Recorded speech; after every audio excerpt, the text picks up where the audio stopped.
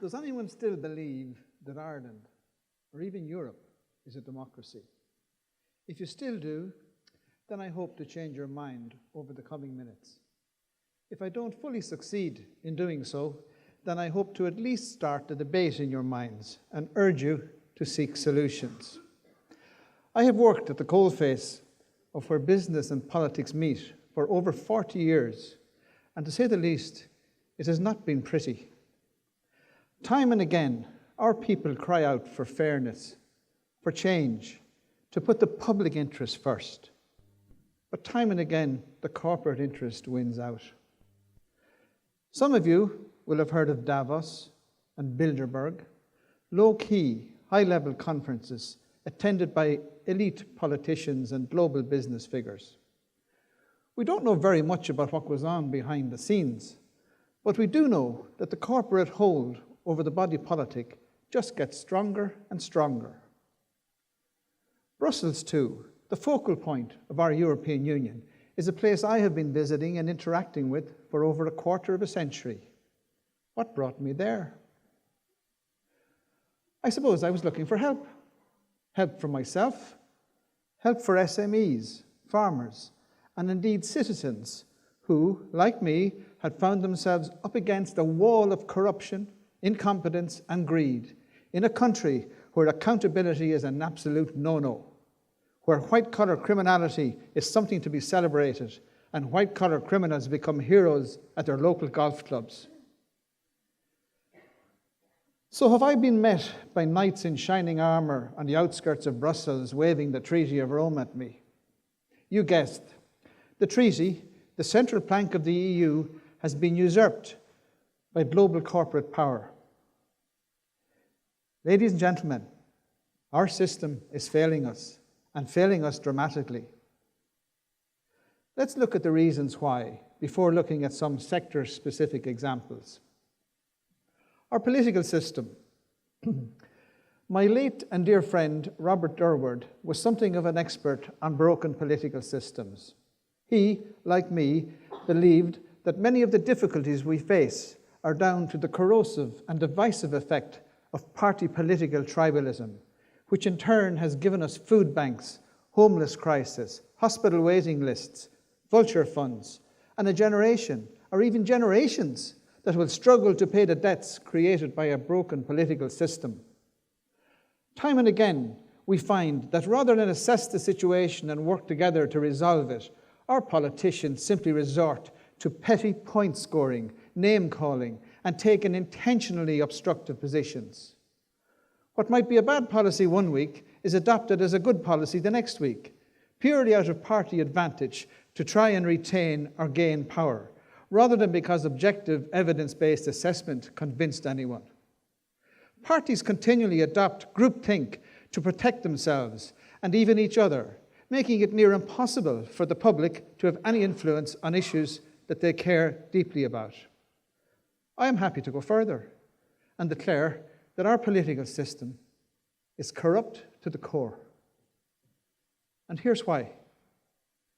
Globally acclaimed anti-corruption organization, Transparency International, describes corruption as the abuse of entrusted power for private gain. It can be classified as grand, petty, and political, depending on the amounts of money lost and the sector where it occurs. Transparency International had this to say about Ireland. Successive tribunals of inquiry over the past several decades have revealed near systemic levels of grand corruption in politics, government, and business.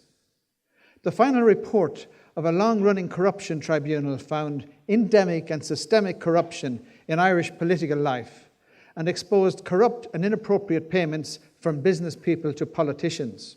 The report goes on. The Mahon Tribunal said corruption affected every level of government in the decade up to the late 90s, from some holders of top ministerial office to some local councillors. It found that its existence was widely known and tolerated. While this corruption was occasionally investigated or subject to adverse comment, those involved operated with a justified sense of impunity and invincibility. But Transparency International also talks about a second type of corruption called legal corruption. And it says that legal corruption played a role in the poor regulation and weak oversight of financial institutions, which led to Ireland's banking crisis.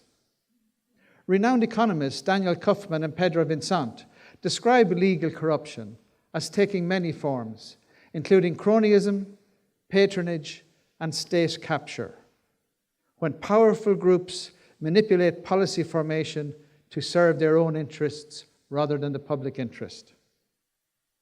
Ireland is a cesspool of legal corruption. Just a little word on banking. Having listened intently to experts such as Diarmuid O'Flynn and whistleblower Jonathan Sugarman, to name but two, I am struck by the monumental criminal scam that was going on in Ireland's banking sector, aided and abetted by the financial regulator, the government, the EU, and the ECB. Renowned American lawyer, Professor Bill Black, in his role as prosecutor, incarcerated over 1,000 bankers in the 1980s following the US savings and loans scandal. Oh, for a Bill Black in Ireland. But legal corruption has put paid to that. Nothing should interfere with the transfer of wealth to the 1%. When the Irish people were on their knees after the banking crash, instead of rebanking the nation, which was the obvious thing to do, the government brought in a host of vulture funds to, in the words of a wholly deluded Minister for Finance, Michael Noonan, clean up dead animals that are littered across the landscape. So that's what the people of Ireland are. Mere carcasses. I thought the carcasses were the banks that had died. Well, died until the Irish people were forced by the EU and ECB to put a staggering 69 billion euros into the dead carcasses to bring them back to life. And for good measure, Minister Noonan decided to give the vultures tax-free status. Our government lied to us and ultimately capitulated to the bondholders. The Department of Finance met vulture funds 65 times during 2013 and 14. Minister Noonan attended 8 of these meetings, including with Lone Star and Apollo. And guess what? Brian Goggin, CEO of Bank of Ireland at the time we bailed it out, was an executive with Apollo. It's funny how the world goes around, isn't it? Minister Noonan wasn't so quick to meet advocacy groups. During this time, he met none. That's access to power for you. Again, best described as legal corruption. To this day, vultures and pillar banks are terrorizing Irish SMEs, small and medium businesses, asset stripping them, throwing families on the side of the road when they have perfectly viable businesses, and the same is going on with the farming community. All this time, the government stands idly by as our housing stock, built with blood, sweat and tears, is handed over to foreign corporate interests. Government TDs duck, dive and hide while their constituents are raped and plundered. Now, let's be in no doubt, we can have a great country. We can have the best little country in the world, in fact. But we must unshackle our indigenous economy. This will never be achieved while pillar banks control 95% of the banking market. Pillar banks are not lending to the SME sector in any meaningful way. They're not interested. Where they are lending, rates charged are artificially high, up to 5 times what our counterparts in Germany and France are paying. In Germany, pillar banks, including Deutsche Bank and Commerzbank, have a wildly contrasting 12.5% market share. Just 12.5 for the pillar banks in Germany, 95 in Ireland. The fact is that the German economy, Europe's most successful economy by some distance, is grounded upon public and community banking, which holds some 70% of the German banking market. The public community banking model in Germany is 200 years old. It is not profit maximizing. It makes enough to grow its lending locally and contributes enormously to local communities. It doesn't lend for speculation. It never received taxpayers' money or bailouts or anything like that. You can get a mortgage from Germany's Sparkasse public bank over 30 years at a rate of 1.1%, fixed for 10 years. You can get a business loan at anywhere between 1% and 3%. Now that sounds very much like behaving in the public interest. But that is the very reason that we don't have public or community banking in Ireland. The government act in the public interest. You wish. Successive governments have placed unsustainable restrictions on the credit union movement that surely run contrary to Irish and European competition law. Governments also continually debate saving the post offices, and they come up with inane and unworkable proposals, while the answer is staring government and the Department of Finance straight in the face. We need to remodel the post office network on the lines of New Zealand's Kiwi Bank. Kiwi Bank was launched in 2002 under the full ownership of the New Zealand state. The bank has grown to now have 20% of the New Zealand banking market. Leading global banking expert, US Attorney Ellen Brown, had this to say about Kiwi Bank. Postal banks are now thriving in New Zealand. When they were instituted in 2002, it was not to save the post offices, but to save New Zealand families and small business from big bank predators. By 2001, Australian megabanks controlled some 80% of New Zealand's retail banking. Profits were maximised by closing less profitable branches, especially in rural areas. Sound familiar? But the Irish government won't budge. Because, of course, developing the post office network and unshackling the credit unions is in the public interest. And remember, our dysfunctional political circus just doesn't do the public interest. That's why government continues to ignore Article 45, subsection 2(4) of Ireland's Constitution. What that says is this, that in what pertains to the control of credit, the constant and predominant aim shall be the welfare of the people as a whole. We joined the European Community, or the Single Market, back in 1973. But almost 50 years later, I don't see much of a single market. We don't have a single market in bank interest rates, in insurance, in motor cars, in pharmaceuticals. And we bailed out the euro. Not much in the public interest here. Our politicians continue to rip us off at every turn. Just who is capturing who? Now, time doesn't allow me to elaborate much on CETA, which is the Comprehensive Economic and Trade Agreement between Europe and Canada. But suffice it to describe one feature of CETA. It's called ISDS mechanisms, Investor-State Dispute Settlements. Our government are champing at the bit to introduce ISDS with the full support of Fianna Fáil. By way of explanation, if a sovereign state,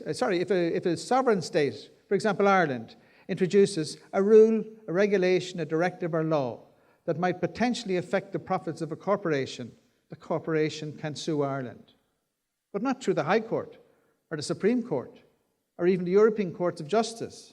No, through private corporate courts. Is this not the ultimate example of political capture and legal corruption? Criminal price-fixing cartels, a subject that is close to my heart. Based on estimates provided by the then Competition Authority back in 2004, these criminal practices are costing the Irish economy more than €5 billion per year. That's circa €3,000 per household per year that has been stolen by criminal cartels. I believe the figure to be substantially higher. All these cartels seem to have avoided scrutiny from the hapless Competition and Consumer Protection Commission, just another failed regulator. During the 2016 general election campaign, I attended a meeting between farmers and general election candidates in my constituency of Sligo Leitrim. Several farmers raised the issue of cartels in their sector. One sitting government member responded by saying, "Unfortunately, there is nothing we can do about the cartels." Wow, now that's political capture. I have dealt extensively with the Competition Authority since 1991 and with the ODCE, the Office of Corporate Enforcement, since 2001. And I have kept a close eye on the central bank over recent years.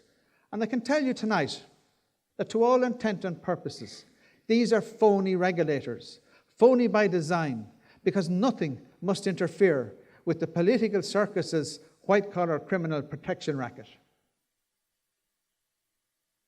Let's just for a moment turn our attention to access to justice, another favourite of mine, and a core plank of Ireland's constitution.